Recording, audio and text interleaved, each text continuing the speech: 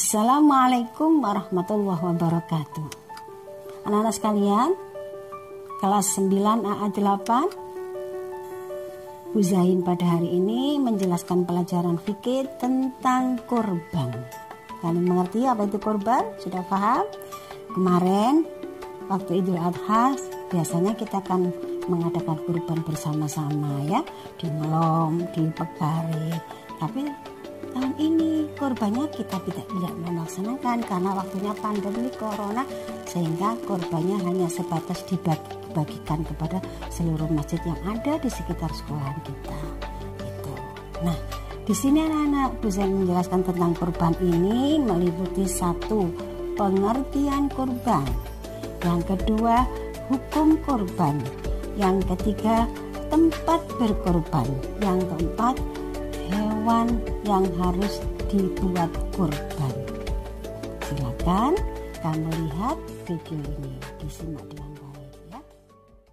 Kisah atau sejarah kurban berawal dari peristiwa Nabi Ibrahim alaihissalam yang akan menyembelih putranya Nabi Ismail alaihissalam. Kemudian Nabi Muhammad SAW menganjurkan umat Islam untuk menyembelih kurban di hari raya haji atau hari raya Idul Adha atas perintah Allah Subhanahu wa Ta'ala. Berikut ini sejarah awal mula kurban dimulai, yang berawal dari kisah Nabi Ibrahim alaihissalam dan Nabi Ismail alaihissalam. Telah dikisahkan bahwa Nabi Ibrahim tidak memiliki seorang anak hingga di masa tuanya. Lalu beliau berdoa kepada Allah Subhanahu wa Ta'ala, "Ya Tuhanku, anugerahkanlah kepadaku seorang anak yang termasuk orang-orang yang soleh." Dan kemudian akhirnya Allah menganugerahinya seorang anak laki-laki yang tampan yang bernama Ismail bin Ibrahim. Nabi Ismail pun tumbuh menjadi anak yang soleh, hingga pada suatu hari ayahnya Nabi Ibrahim alaihissalam datang menjumpainya. Sebagaimana yang dikisahkan dalam Al-Quran, Nabi Ibrahim berkata, "Hei anakku, sesungguhnya aku melihat dalam mimpi bahwa aku menyembelihmu, maka fikirkanlah apa pendapatmu." Nabi Ismail pun menjawab, "Wahai ayahku, kerjakanlah apa yang diperintahkan kepadamu. Insya Allah kamu akan mendapatiku termasuk orang-orang yang sabar." Dalam kitab Nashaihul Ibad karya Syekh Ibnu Hajar Al-Asqalani dikisahkan bahwa ketika Nabi Ismail akan disembelih, beliau berkata, "Wahai ayah, sebelum engkau sembelih aku punya 3 permintaan. Permintaan pertama, wahai ayah, tajamkan engkau punya pisau agar aku tidak merasakan sakit. Yang kedua, tutup aku punya mata agar engkau tak bisa melihatku, karena kalau kau melihatku, engkau akan merasa iba dan ragu saat akan menyembelihku. Dan yang terakhir, wahai ayah, tolong copot bajuku. Jangan sampai nanti darah ini mengenai bajuku, sehingga nanti ketika ibu melihatnya, ibu akan sedih melihat baju yang ada bekas darahku." Nabi Ibrahim lalu membaringkan anaknya dan bersiap melakukan penyembelihan, dan Nabi Ismail pun siap menaati perintah Allah dan ayahnya. Akan tetapi Allah menggantikannya dengan sembelihan besar, yakni berupa domba jantan dari surga yang besar berwarna putih dan bermata bagus. Kemudian Allah Subhanahu wa Ta'ala berfirman, "Sesungguhnya ini benar-benar suatu ujian yang nyata, dan kami tebus anak itu dengan seekor sembelihan yang besar." Walhasil, saat Allah menguji Nabi Ibrahim dengan perintahnya untuk menyembelih anak tercintanya, Nabi Ibrahim dan Nabi Ismail pun menunjukkan keteguhan, ketaatan, dan kesabaran mereka dalam menjalankan perintah Allah Subhanahu wa Ta'ala.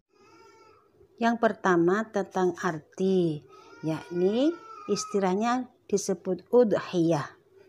Kemudian secara bahasa artinya koruba, dekat, mendekatkan diri kepada Allah. Maksudnya, pengertiannya beribadah kepada Allah Subhanahu wa Ta'ala dengan cara menyembelih hewan tertentu dengan niat mendekatkan diri kepada Allah Subhanahu wa Ta'ala. Selanjutnya, hukum kurban. Hukum berkurban adalah sunnah muakkad, yang artinya sunnah yang dianjurkan oleh Rasulullah. Syaratnya adalah 1. Islam, yang kedua baligh dan berakal, yang ketiga adalah merdeka, yang keempat adalah mampu, seperti dalam firman Allah dalam surat Al-Kautsar. Bismillahirrahmanirrahim. Inna a'tainakal kautsar fasalli lirabbika wanhar inna syani'aka huwal abtar.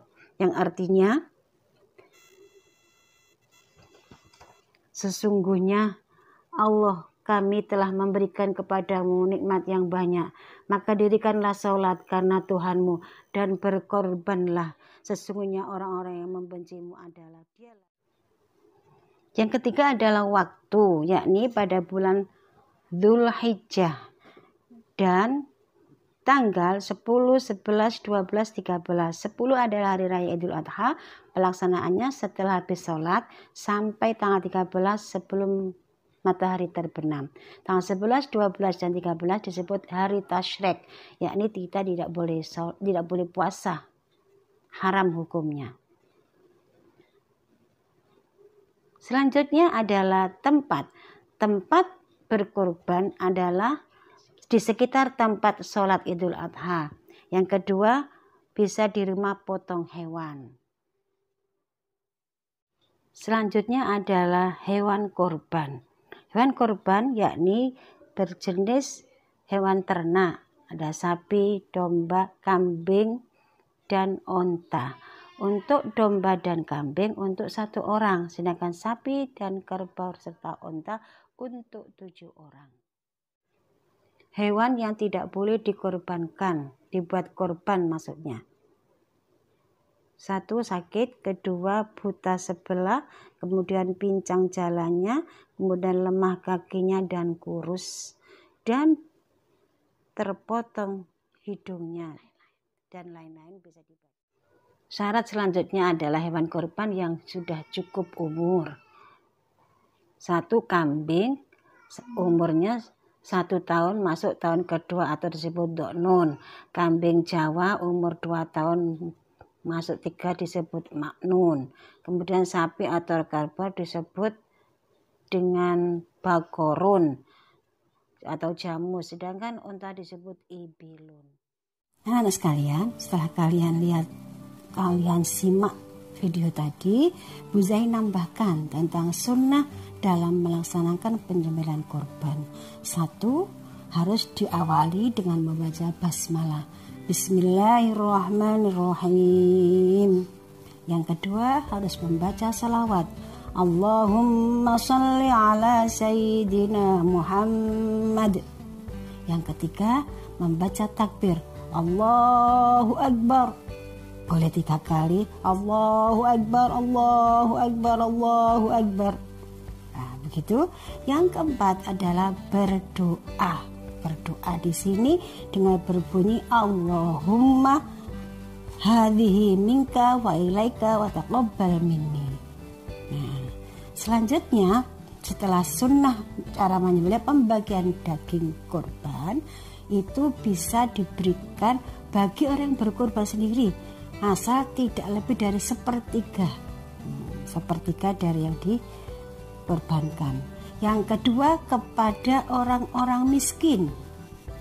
Yang keempat, pada orang-orang yang berkebutuhan atau membutuhkan daging kurban. Jadi boleh, meskipun dia kaya boleh dapat itu karena dia butuh, boleh. Itu pembagian daging kurbannya. Sudah paham? Kita lanjutkan terakhir, hikmah dari berkurban. 1, untuk mendidik umat Islam agar mendekatkan diri kepada Allah dengan cara berkorban itu. Yang kedua, hewan korban itu merupakan kendaraan untuk orang yang berkorban di akhirat nanti. Yang ketiga, merupakan bantuan kepada seseorang atau semua orang yang duafa, yang kurang mampu, untuk mensejahterakan kehidupan mereka dengan bantuan korban tersebut. Yang terakhir, tanda syukur kepada Allah atas nikmat yang diberikan kepada hambanya, yakni para manusia. Demikian anak-anakku, tentang masalah kurban. Kalau ada yang ditanyakan silakan menghubungi saya lewat WA ya. Itu saja kami akhiri. Ihdinas siratal mustaqim. Wassalamualaikum warahmatullahi wabarakatuh.